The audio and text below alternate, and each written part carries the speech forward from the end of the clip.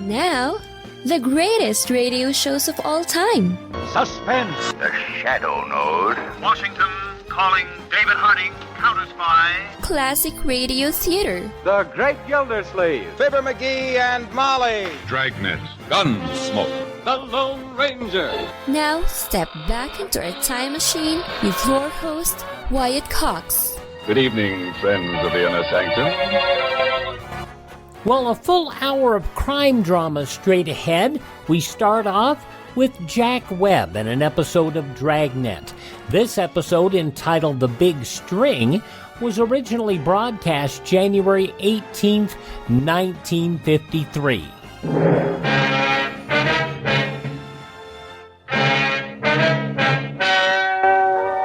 Ladies and gentlemen, the story you are about to hear is true. The names have been changed to protect the innocent.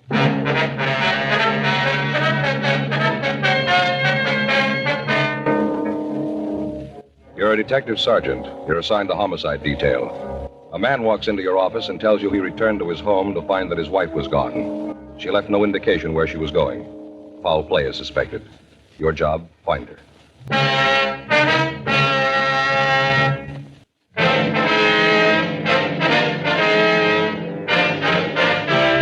Dragnet, the documented drama of an actual crime. For the next 30 minutes, in cooperation with the Los Angeles Police Department, you will travel step by step on the side of the law through an actual case transcribed from official police files. From beginning to end, from crime to punishment, Dragnet is the story of your police force in action. It was Tuesday, July 7th. It was hot in Los Angeles. We were working the night watch out of homicide detail. My partner's Frank Smith. The boss is Thad Brown, chief of detectives. My name's Friday. I was on my way into work, and it was 4:58 p.m. when I got to room 42. Homicide. John, that you? Yeah. Been here long? No, I just got in. Sure a beautiful day, isn't it? Yeah, summer's really here, isn't it? This daylight saving time makes a difference. Got a lot more time, seems like. Made me think about my vacation. Well, you're doing a couple of weeks, aren't you? Yeah, first part of August. Figured out where you're going yet? Yeah, Fay and I talked it out. You know, Joe, Oh, what's that? I think maybe I had Armin figured wrong. Armin? That's your brother-in-law? Yeah. Mm-hmm. This year, Fay and I got to talking where we're going to spend the vacation. Fay wants to go up to Big Bear. I'm saying Mexico. Yeah. You know, I figure a little fishing. I hear the yellows are hitting pretty good. The what? Yellowtails. Oh, yeah. You don't fish much, do No, you, I don't Joe? fish at all. Well, they're supposed to be hitting pretty good, but Fay can't see Mexico. And darn if old Armin doesn't chime in and say he thinks Mexico's a great idea. Well, that's swell. Yeah, tells Fay all about the beaches down there and how good the food is, all about the air, healthy. You know, really sells her. So that's where you're going, huh? No, Fay didn't buy it. Going to the mountains. Well, fishing's supposed to be pretty good up there, too, isn't it? That's what I read, I guess. I suppose so, but... Old Armin, how do you like that guy? He sure surprised me. Yeah, maybe he's going to work out, huh? Yeah. I'll get it. Okay. Homicide, Friday. Yes, sir, it is. I beg your pardon. Could you talk a little louder? Yes, sir. Uh-huh. Yes, sir. Well, when was that? I see. When? Yes, sir. What was that address again? All right, I have it. Yes. Yes, sir, that's right. We'll be right out. Right, bye. Well, we got one to roll on. Kidnapping out in Hollywood.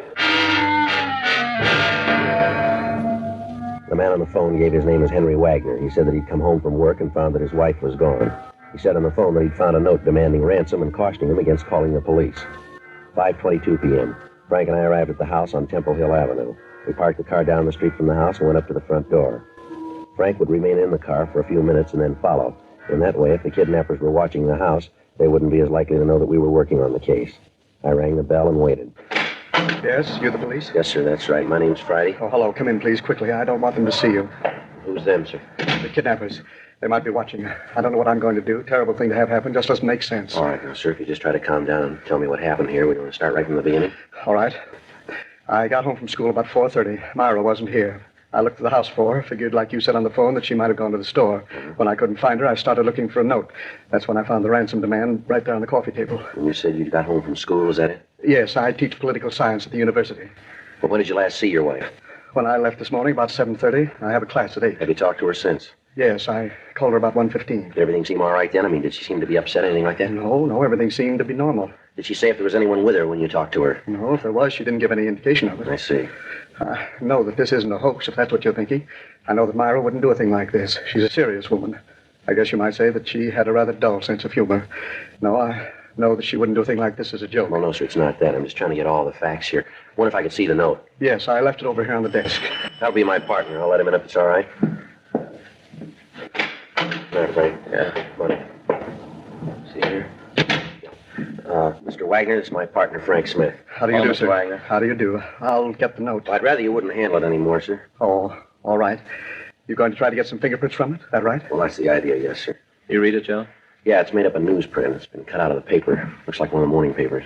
Yeah. I'll read it to you. It says put $10,000 in 5s, 10s, and 20s in the shoebox. Make sure the bills are unmarked. On July 8th, drive up Deer Canyon Drive at 10:30 p.m., 5 miles past the turnoff. You'll see a white string across the road. Drop the shoebox out of the car, go on back home. Your wife will be returned. Don't tell the cops. If you tell anybody, we'll kill your wife. Deer Canyon Drive. Yeah, you know, it's up above Laurel. Oh, yeah. $10,000. Do you have that kind of money, Mr. Wagner? No, sir. I don't know how I'm going to raise it. I have to, but I don't know how I'm going to do it. Have you noticed anyone lately that's been in the neighborhood here? I mean, anybody loitering around without any reason to be here? No, I haven't. Of course, you must understand I'm not home a great deal. But Myra didn't say anything about it. I'm sure she would have if she'd seen anybody like that. You and your wife have any enemies that'd do a thing like this, would you know? None that I can think of. You have any household help? I beg pardon? Household help. Anyone that comes in to help your wife with the housework. You know, a day maid, something like that. Well, there's Betty Jo. She comes in once a week to clean up the house. When was she last here? Let me see. That was Saturday. That's her usual day, Saturday. I guess it was then. Didn't you see her last week? No. You see, I had to go out by Pomona this last weekend. Series of lectures I wanted to catch. I left early Saturday morning, didn't get back until late that night. Did your wife go with you? No, she stayed at home. She had a little touch of the virus and figured she'd better stay at home and take care of it. Are you sure this is the right thing to do?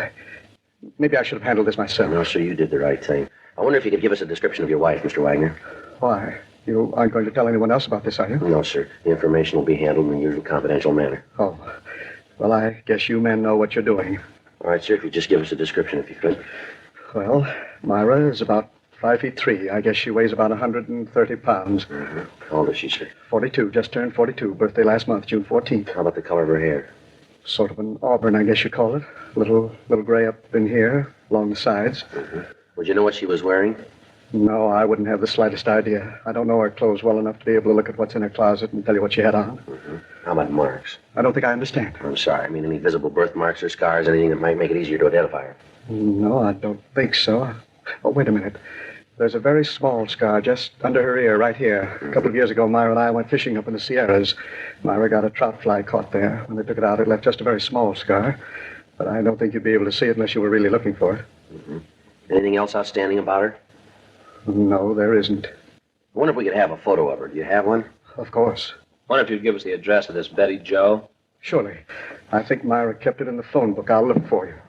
Do you think they'll really do it, officer? Kill Myra? Well, we're going to try to stop them, sir. I don't think so. Well, how about the money? Should I get it together? Not a lot of time if I have to meet them tomorrow night. We'll take care of that. Here's the address. Thank you, sir. I don't know what I'll do if they hurt Myra. I just don't know. It's odd, isn't it, Sergeant? What's that? Myra and I have been married for 22 years. I guess I always just took her for granted. Haven't been separated at all during that time. Just took her for granted. Yes, sir. I guess you have to lose something before you know what it's worth. 5:43 p.m. We asked Mr. Wagner not to touch anything in the house. We told him that after his wife had been returned and our men could move safely about the neighborhood, the house would be gone over for physical evidence. 2 men came out from the office and a stakeout was placed on the house. The note was taken downtown and photographed. Dean Bergman lifted several clean prints from it. However, comparison with those taken from Mr. Wagner eliminated them. The maid, Betty Jo, was contacted, but she could tell us nothing. In the meantime, Sergeant J. Allen of the crime lab prepared a shoebox as directed by the abductors. Dummy packages of money were placed in the box, and the container was wiped clean of all fingerprints. The area where the meet was to take place was staked out. The following morning, Wednesday, July 8th, Henry Wagner went to teach his classes at the university as usual. Late in the afternoon, he returned home, and at 9:45 p.m., he got into his car and left the house. I'd gotten into the back seat of the car earlier, and I kept out of sight. In an undercover unit behind us, Frank, Lieutenant Gorham, and Gil Encinas kept us under observation in the event that we missed contact with the kidnappers. 10:26 p.m. We turned off Benedict Canyon onto Deer Canyon Drive. I hope I'm doing the right thing. I can't help thinking of what they might do to Myra. Try to take it easy, Mr. Wagner. We know how you feel. Everything that can be done has been taken care of here. That's what you've been telling me for the past hour. Doesn't make me feel any better about what's happening. Can you still see that car behind us? No. I think they dropped back when we turned off Benedict. Uh-huh. How's it look up ahead? Can't see much. Dark. How far off the canyon have we come? About 4.5 miles. Think You got your box right there ready to throw it out? Yes, sir. Right here on the seat. All right, now remember, when you toss it out, try to lift it by the strings. Right, I'll remember. I just hope we're doing the right thing. I'll never forgive myself if anything happens to Myra. $10,000 just isn't worth it.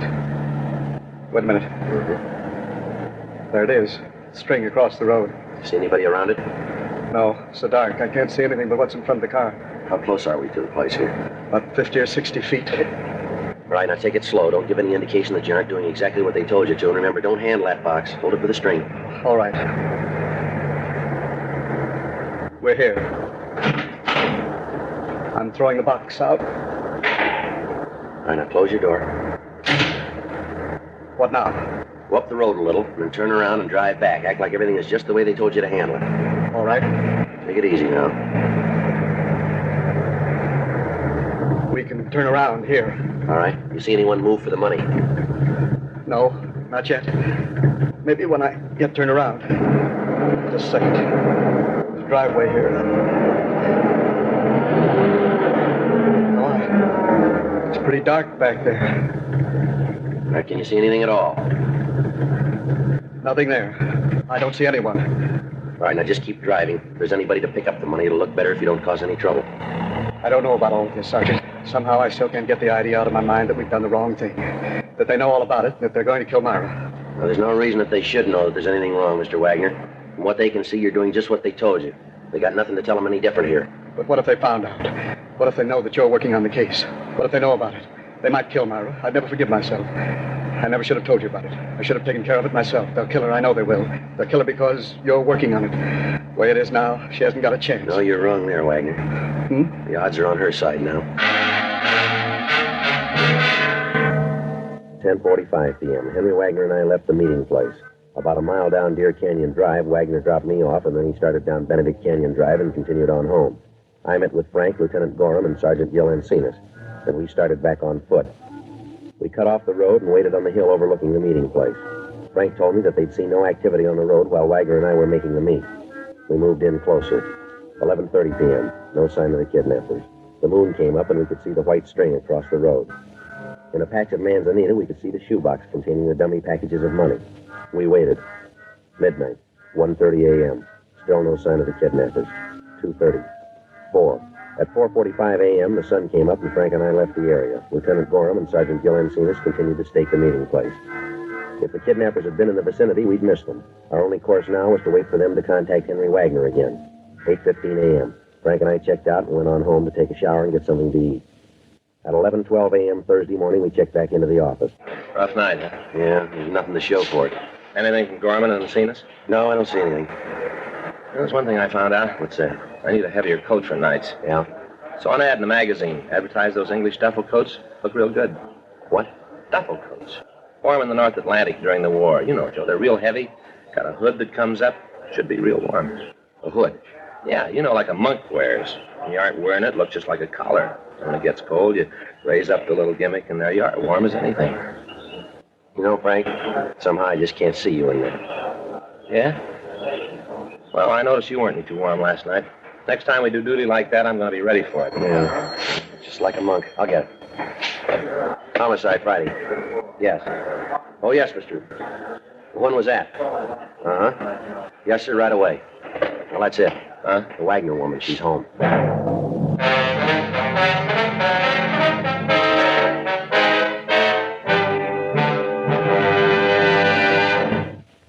You are listening to Dragnet, the authentic story of your police force in action. From January 18th, 1953, Dragnet on Classic Radio Theater. Classic Radio Theater family, you know our friend Mike Lindell has a passion to help everyone get the best sleep of your life. He didn't stop by just creating the best pillow. He created the best bed sheets ever. They look and feel great, which means an even better night's sleep for me, because, you know, I'm working like 67 hours a day. Now, Mike's offering the best deal on his Giza Dreams bed sheets ever. You can get a set of Giza sheets for as low as $29.98. You'll never want to sleep on anything else once you slept on a set of Giza Dream sheets. A special offer for you right now. You can get a set of Giza sheets for as low as $29.98. Call 1-800-928-4715. Use the promo code Wyatt. or go to mypillow.com, use the promo code Wyatt. It's good on anything on the website. That number again, 1-800-928-4715. Use my promo code Wyatt. Thanks for tuning in to Classic Radio Theater here on your favorite station. From January 18th, 1953, more of Dragnet and the Big String.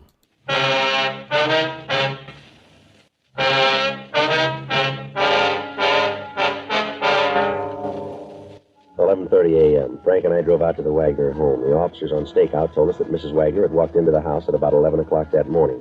As soon as she'd gotten inside the house, she collapsed. The family doctor had been called, and she was treated for shock. Other than some scratches on her arms and around her face, she was unharmed. The officers told us that they'd been unable to interrogate her so far.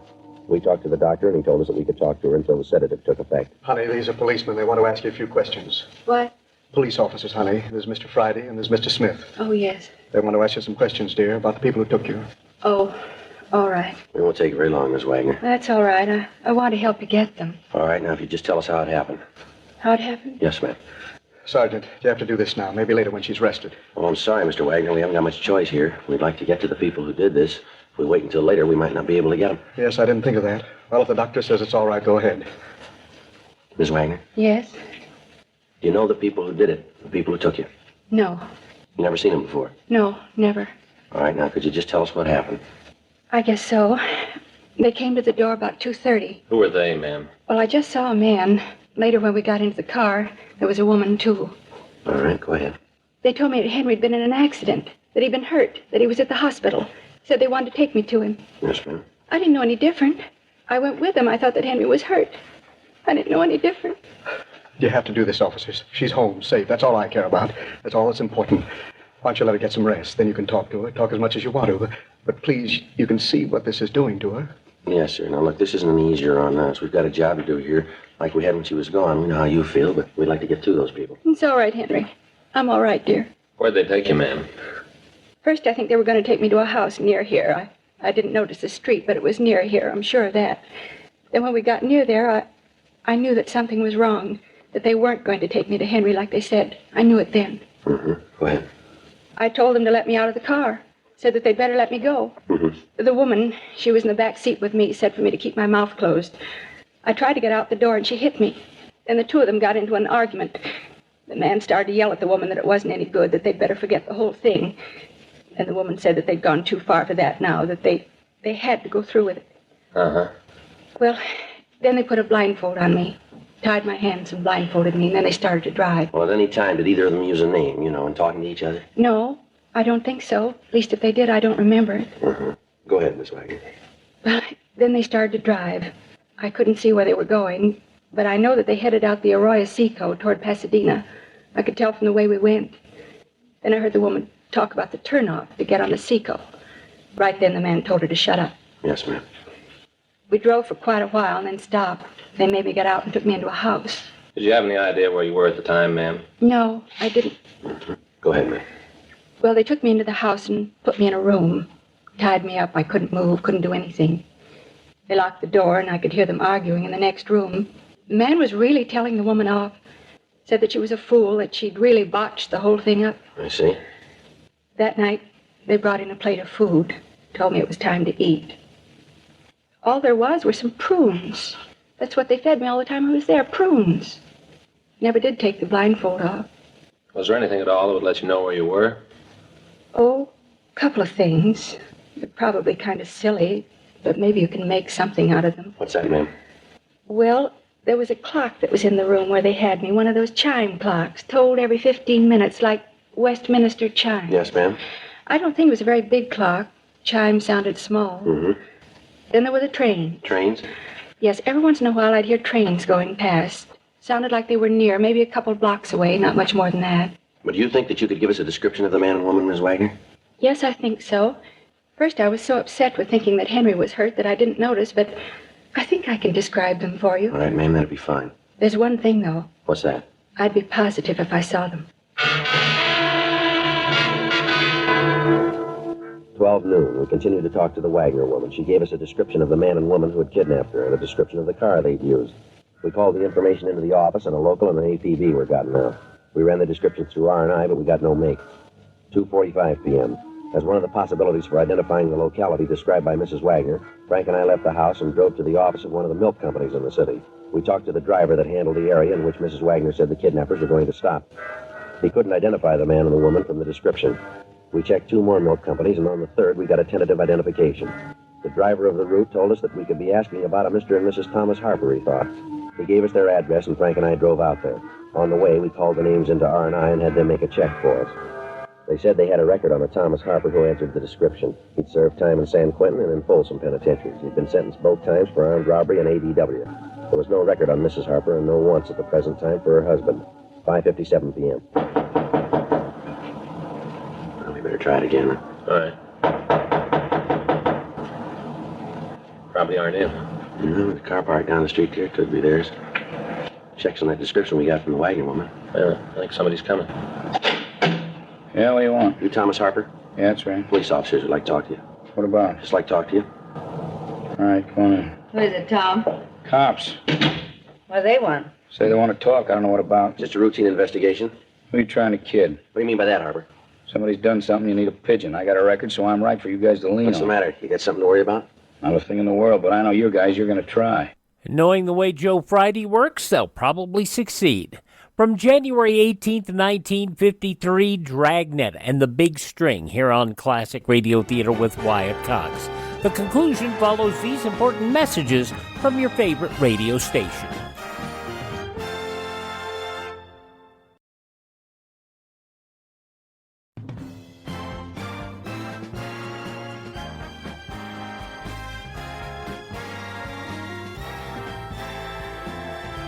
Thanks for tuning in to Classic Radio Theater here on your favorite station. Now the conclusion of Dragnet, the Big String, January 18th, 1953. What do you want, anyway? You people tell us your activities for the past 4 days? What for?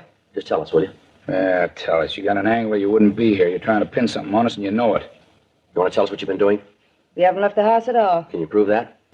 Prove it to who? You? You got no right to come in here and ask a lot of questions. She's right. You haven't got any right to do that. Now, either you pull us in or you get out of here. All right, Harper. Getting ready to leave anyway. We'll see you later.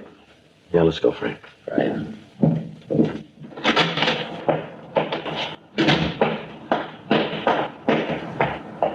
We better call the office and have the house staked. As soon as Ms. Wagner feels better, we'll have her see if she can make an identification here, huh? I don't think that'll be too hard, Joe. Found this bill from the gas company on a table in there. Yeah? House in Pasadena.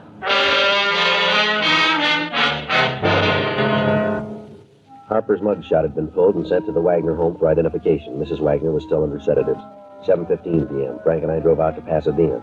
We got in touch with the police department out there, and 2 officers were assigned to accompany us to the address on the gas bill. The house was unoccupied, and there were advertising papers strewn all about on the lawn. With the officers, we entered the house and went through it. In some of the rooms, there were pieces of furniture, and in the living room of the house, we found a mantel clock that chimed on the quarter hour. On an end table, we found a ball of white string that looked like the same type that had been used to mark the meeting place up on Deer Canyon Drive. In one of the back bedrooms, we found prune seeds scattered around on the floor.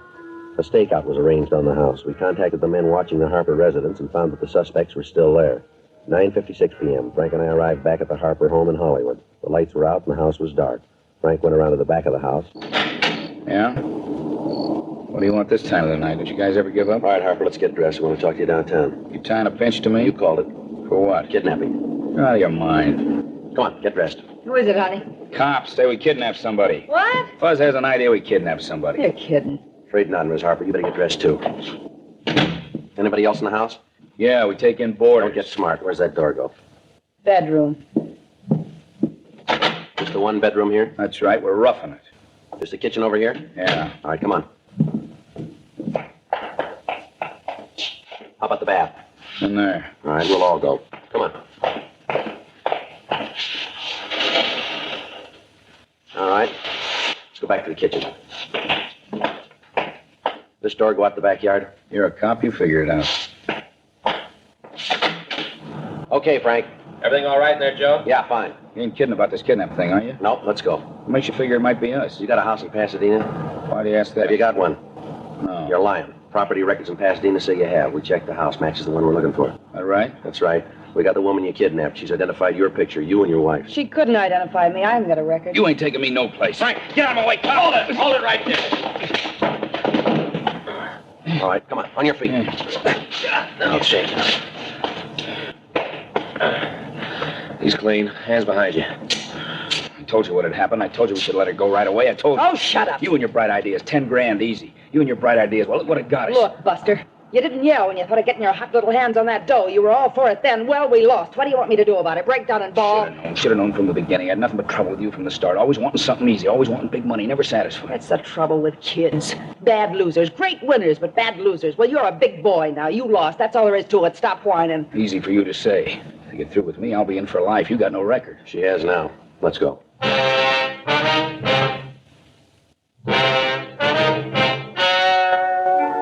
The story you have just heard was true. The names were changed to protect the innocent. On November 10th, trial was held in Department 98, Superior Court of the State of California, in and for the County of Los Angeles. Thomas Fenton Harper was tried and found guilty of kidnapping. He was sentenced to life imprisonment in the state penitentiary, Folsom, California, without possibility of parole. His wife, Alice Mabel Harper, received a like sentence and is now in the California Institution for Women, Corona, California. Ladies and gentlemen, would you give a few dimes to help a child out of the smallest prison in the world, an iron lung? Well, that's what you're doing when you join the 1953 March of Dimes. Remember, crippled children are depending on your help. So give your dimes and your dollars to the 1953 March of Dimes.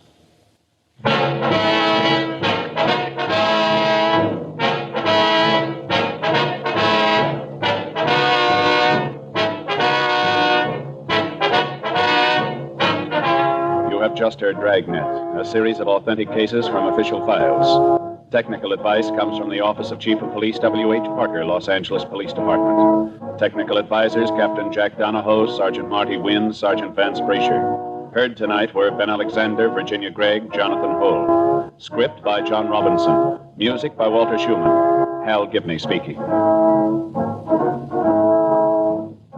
From January 18th, 1953, Dragnet on Classic Radio Theater. Now on Classic Radio Theater, Part 3 of the 5-part Yours Truly Johnny Dollar story, The Ricardo Amerigo Matter.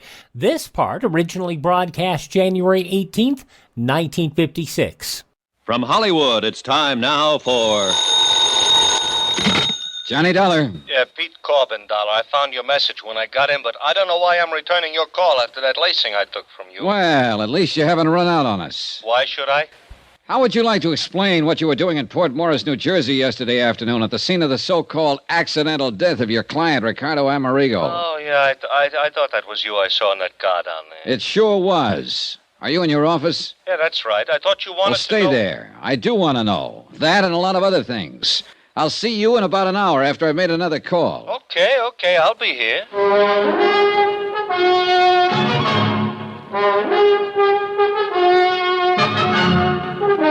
Tonight and every weekday night, Bob Bailey in the transcribed adventures of the man with the action-packed expense account, America's fabulous freelance insurance investigator. Yours truly, Johnny Dollar.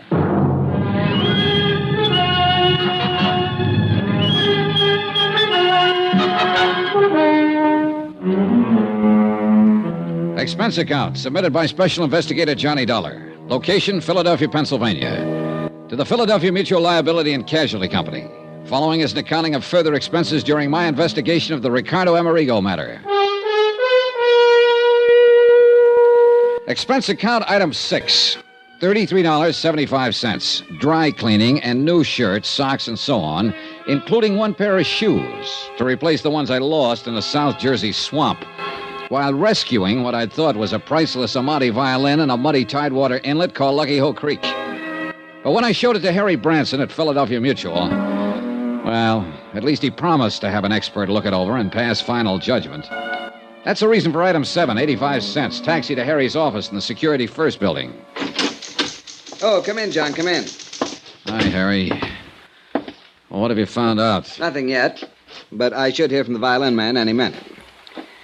John, I do hope I was wrong. Sit down. Thanks. Harry, I could have committed mayhem when you told me that fiddle I picked up in the swamp isn't the Amati. To think you nearly drowned retrieving it. Oh, brother, that's putting it mildly. But I'm sure Foresto will know. Foresto? Foresto Nigliario, however he pronounces it, the violin man. He really an expert? Well, he's the one who okayed the $30,000 policy on Amerigo's violin. Let's just hope this one's it. Did you learn anything in Port Morris? Only confirm what you'd already learned from Sergeant Peters down there. That someone had sawed through some steering connection on Amerigo's car before it crashed through the bridge. Yeah. Still no sign of the body? Nope. Oh, a man named Adam Bowles called. Oh, he's an old friend. Used to be a private detective and just can't get it out of his system. Oh. Well, he called me, you know. I know. And I must confess, John, that I'm inclined to agree with him. That Peter Corbin, Amerigo's agent, did it? Agent and beneficiary, John.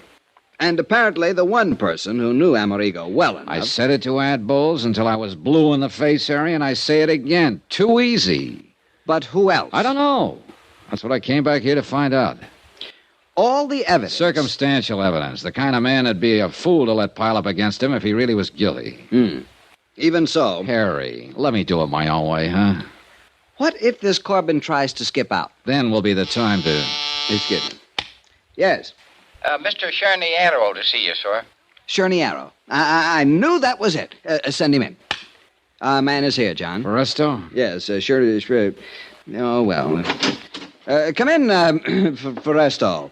Meet Mr. Dollar. Yes, how do you do, Mr. Dollar? You brought the fiddle? Yeah. Right here on the desk. Well? Thank you. I'll open up the case. Well, is it? Mr. Bronson, Mr. Dollar, I'm sure. Well? Well, Mr. Charniero? Charniero, look, you've only got to look now that I've cleaned away some of the mud and the salt from the swamp where it was found. We're lucky it did not do any real damage to change the appearance. But nobody could tell the way you gave it to me. Well, how about now that you've cleaned it up? Yes. You see here. The shape of the F holes, the curve to the ballot. Yeah? The beautiful shape, the signs of age, and above all, here, you see, the label. Label? Through the F hole, you can see it. There, Niccolo Amati. Then it is Amerigo's. See. You're sure, Mr. Charniero? The label says. And Foresto says. Well, look, I talked with a fiddle player in the orchestra at my hotel last night. He told me there are literally thousands of imitations of every important violin ever made. Shape, size, label, and all. Now listen, Foresto. Yeah. Tell me the truth. Do you really consider yourself an expert? Well, I'm a seller of violins in my store. Violins, harmonicas, ocarinas, victrolas. How good are the violins you sell? Oh, so good ones. Some as high as $65. Harry, do you mean to tell me... With all due apologies, Foresto, do you mean to tell me he was your authority for a $30,000 policy on Ricky Amerigo's violin? Well, of course, a representative from the Wurlitzer collection in Chicago verified Foresto's opinion at the time. See, the Wurlitzer know every good violin in the world. Yeah, Harry, let me have it. I'll give you a receipt for it. I'll bring it back when I'm through with it. Whatever you say, John. I assume you want to check further on the authenticity. And you are right. John. Yeah. To put it bluntly... You've still not accomplished very much insofar as Amerigo himself is concerned. With this fiddle under my arm, I think maybe I will. See you later.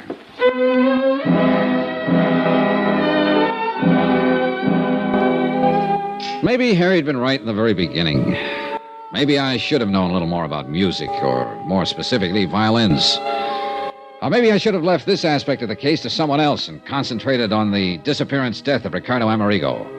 Maybe well... Expense account item 8, 80 cents. Taxi to booking agent Peter Corbin's office. All right, Dollar, let's not waste either your time or either mine. You want to know what I was doing? That's right, Corbin. The Amati. I found it right where you planted it. In that swamp near Port Morris. You actually found it. Thank the... What do you mean where I planted it? What else were you doing down there in the South Jersey swamps? Is that where you found it? Well, you ought to know. But frankly, Corbin...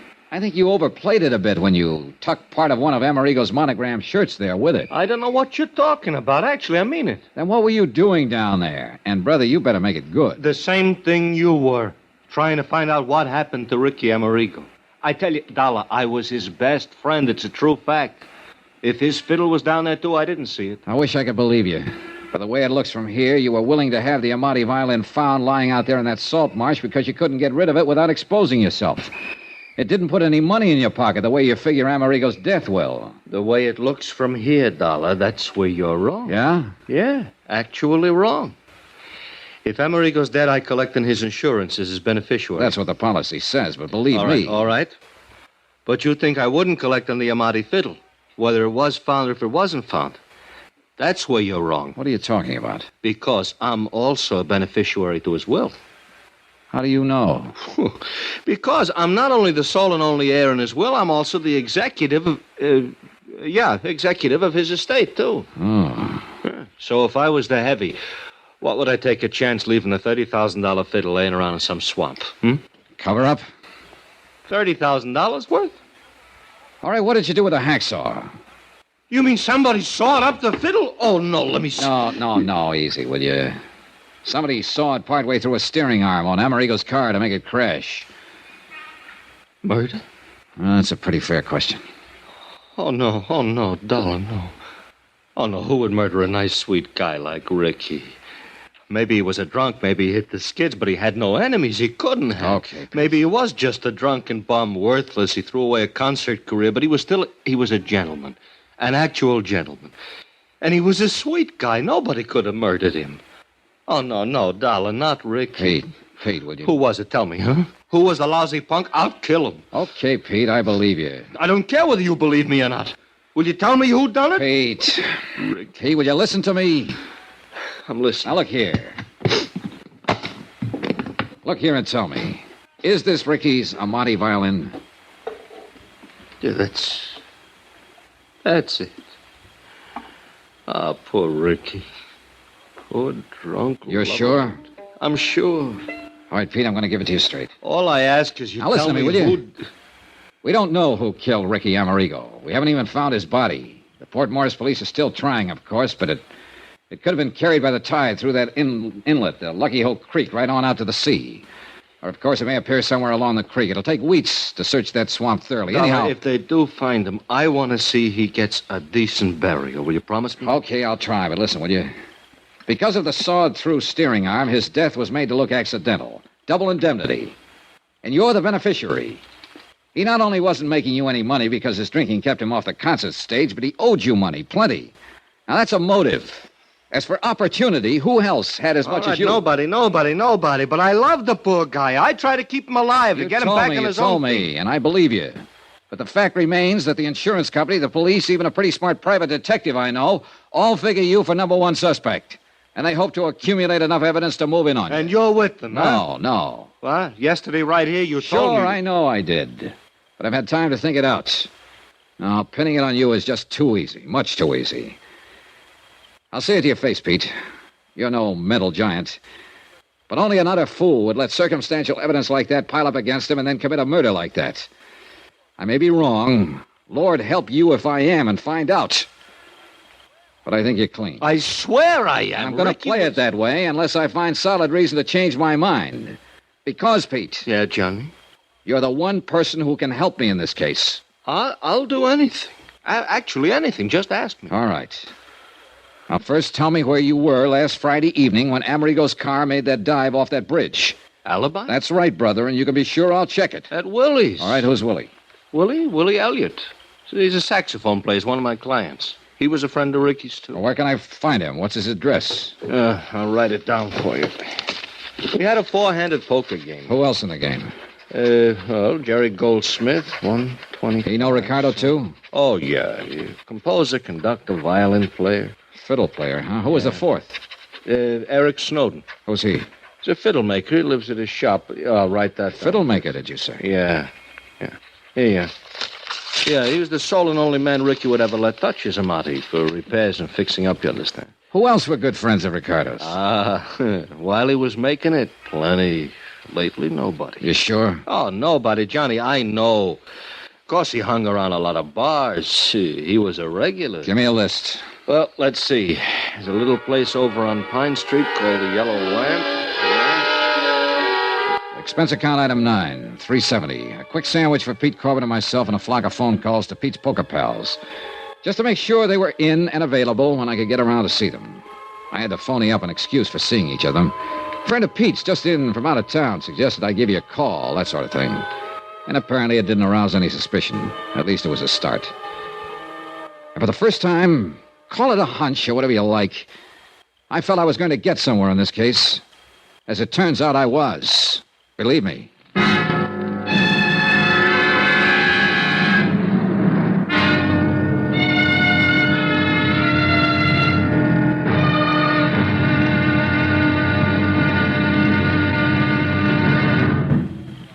Now, here's our star to tell you about tomorrow's intriguing episode of this week's story. Tomorrow, a trio of musicians. The question, which one's story was playing a little flat?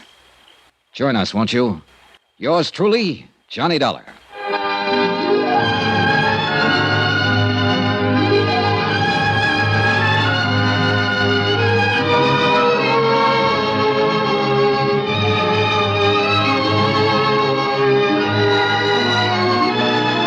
Yours truly, Johnny Dollar, starring Bob Bailey, is transcribed in Hollywood. Written by Sam Dawson, it is produced and directed by Jack Johnstone. Be sure to join us tomorrow night, same time and station, for the next exciting episode of Yours truly, Johnny Dollar. Roy Rowan speaking. And there you have it, part 3 of the 5-part Yours truly, Johnny Dollar story, the Ricardo Amerigo Matter, as it was originally broadcast January 18th, 1956. Thanks for tuning in to Classic Radio Theater. Would you do me a favor and thank this station and support their advertisers? It's their kindness and courtesy that allows us to be with you each and every time we roll around. Also, visit my webpage, classicradio.stream. That's classicradio.stream. There you can stream our shows on demand. You can learn more about classic radio collecting. You can contact me there, and we have links to all of our social media so you can stay in touch with us easier. classicradio.stream. If you miss a day on this station, you don't have to miss a single show. Our programs are available anywhere on the internet podcasts are served, including iHeartRadio, Spotify, Spreaker, Apple Podcasts, Google Podcasts, and even the Audible app on Amazon. Just search for Classic Radio Theater with Wyatt Cox. Have yourself a great day, won't you please? Tell all your friends the great radio shows are right here at this spot on the dial. Classic Radio Theater on your favorite radio station.